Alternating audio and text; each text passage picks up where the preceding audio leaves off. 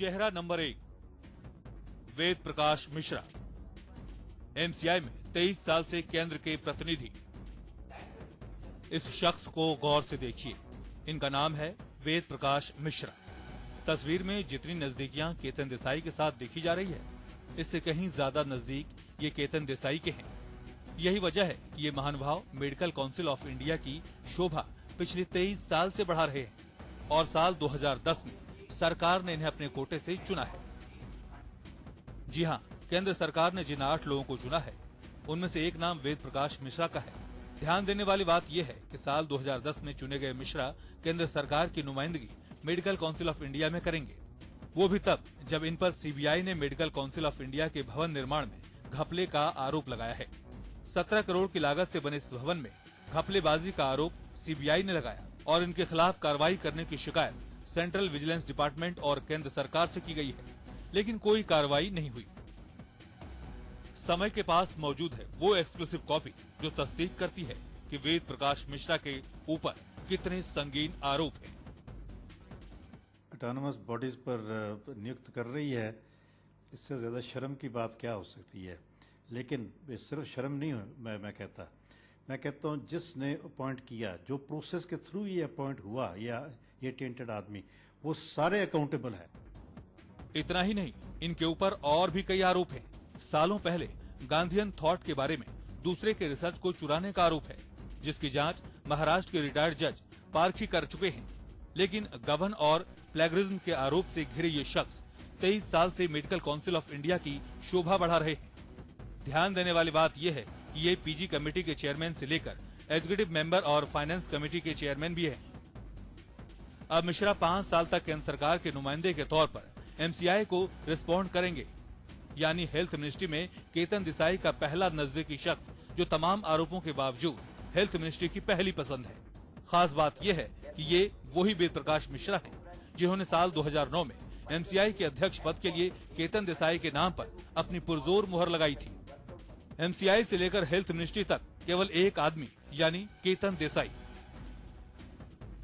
MCI जो है बिल्कुल एक डेन ऑफ करप्शन बन चुका है, जहां पर मेडिकल कॉलेजेस को रिकग्निशन देने के लिए घूस ली जाती है, डॉक्टर्स को रजिस्टर करने के लिए घूस ली जाती है, और ये बहुत ही बड़े पैमाने पर ये सब चल रहा था। और डॉक्टर्स के खिलाफ, जो करप्ट डॉक्टर्स या मिसकंडक्टिंग डॉक्टर्स हैं, उनके खिलाफ एक्शन नहीं लिया जाता। आखिरकार एमसीआई को ऑटोनोमस बताकर कार्रवाई के नाम पर पल्ला झाड़ लेने वाले स्वास्थ्य मंत्रालय को कुछ ऐसे ही लोगों को क्यों चुनना पड़ा, जिन्होंने केतन देसाई को दोबारा सत्ता पर काबिज होने के लिए उनके नाम को प्रस्तावित और उनके नाम को अनुमोदन किया था। सवाल यह है कि वेद प्रकाश मिश्रा के ऊपर लगे सीबीआई के तमाम आरोपों के बावजूद स्वास्थ्य मंत्रालय ने केवल उसी शख्स को एमसीआई में अपना प्रतिनिधि क्यों चुना। इससे जाहिर होता है कि स्वास्थ्य मंत्रालय पर भी एमसीआई के ही फैसले की पकड़ है। सवाल स्वास्थ्य मंत्रालय द्वारा ऐसे व्यक्ति के चुनाव का है जिस पर प्लेगरिज्म और करोड़ों के गोरख धंधे का आरोप है। ऐसे व्यक्ति का चुनाव कर क्या स्वास्थ्य मंत्रालय एमसीआई के गोरख धंधे में उसका साथ नहीं दे रही? इस समय दिल्ली से कैमरामैन बोली सिन्हा और खालिद वसीम के साथ पंकज कुमार। तो ब्रेक के बाद आपका स्वागत है। बात कर रहे हैं एमसीआई की, हेल्थ मिनिस्ट्री की। ये सिर्फ एक नाम नहीं, कई ऐसे नाम हैं जिन पर घपलेबाजी के संगीन आरोप लगे हैं, लेकिन उनकी नियुक्ति के समय केंद्र सरकार का रवैया मूक दर्शक का रहा है। ऐसे में क्या केंद्र सरकार की जिम्मेदारी ये नहीं बनती थी कि जिनके ऊपर गबन का आरोप है, उनकी नियुक्ति का विरोध वो खुलकर करें? एक दूसरा नाम ARN सीतलवाड़ का, जिन पर 8 करोड़ की नकली दवाएं खरीदने का आरोप है। चेहरा नंबर 2, ARN सीतलवाड़, सचिव मेडिकल काउंसिल ऑफ इंडिया। करोड़ों की नकली दवा खरीदने का आरोप। जी हां, मेडिकल काउंसिल ऑफ इंडिया के सचिव पर विराजमान ARN सीतलवाड़ भी घोटालों के डॉक्टर, ये उन पर लगे आरोप तस्दीक करते हैं। दरअसल इन पर एक नहीं बल्कि 2 आरोप हैं। पहला आरोप, गुजरात में 8 करोड़ की नकली दवाई खरीदने का। दूसरा आरोप, एमसीआई में नियुक्ति को लेकर घपलेबाजी करने का। जाहिर तौर पर दोनों ही आरोप संगीन हैं। इन आरोपों को पुख्ता करती है रिपोर्ट की वो एक्सक्लूसिव कॉपी जिसमें सीबीआई ने विजिलेंस डिपार्टमेंट और सरकार को लिखकर सीतलवाड़ के खिलाफ कार्रवाई करने की मांग की।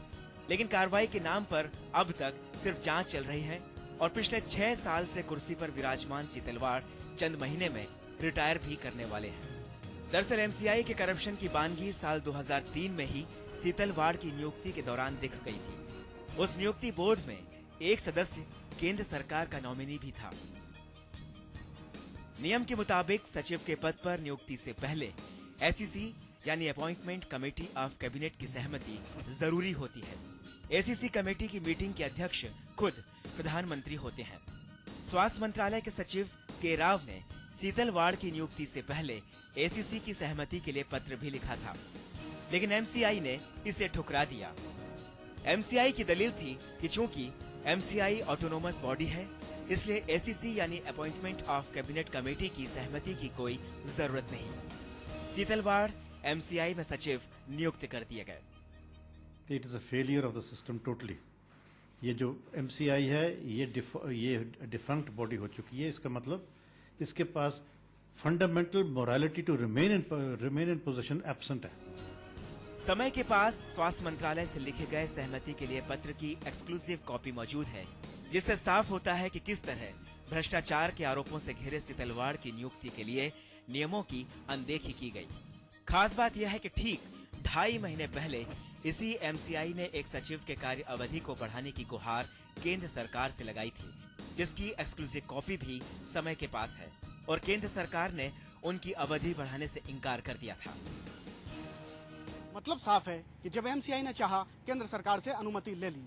जब 8 करोड़ के भ्रष्टाचार के आरोपों से घिरे सीतलवाड़ को बिठाना था तो केंद्र सरकार की अनुमति की जरूरत नहीं समझी और सब कुछ जानते हुए सरकार चुप रही। तत्कालीन डायरेक्टर एसके राव, जो कि फिलहाल स्वास्थ्य मंत्री के प्राइवेट सचिव हैं, एसीसी की सहमति को लेकर चिट्ठी लिखने के बाद खामोश क्यों बैठ गए? दरअसल हेल्थ मिनिस्ट्री में एमसीआई की दखल केतन के रसूख की कहानी कहती है। यही वजह कि भ्रष्टाचार की हकीकत छिपाकर सब कुछ रफा दफा कर दिया गया और सीतलवाड़ को आनन फानन में नियुक्त कर दिया गया। भ्रष्टाचार के आरोपों से घिरे सिर्फ केतन ही नहीं है, बल्कि उनके कुनबे में तमाम ऐसे लोग हैं जिनमें एक नाम सचिव सीतलवाड़ का भी आता है। सीतलवाड़ की नियुक्ति बिना एसीसी की सहमति से हुई थी। ऐसे में एमसीआई में हो रही गतिविधियों पर नजर रखे हुए प्रधानमंत्री कार्यालय क्या ऐसे लोगों के खिलाफ भी कार्रवाई करने की जहमत उठाएगा जिन्होंने एमसीआई के गोरख धंधे में अहम भूमिका निभाई है? इस समय दिल्ली से कैमरामैन बोली सिन्हा और खालिद वसीम के साथ पंकज कुमार।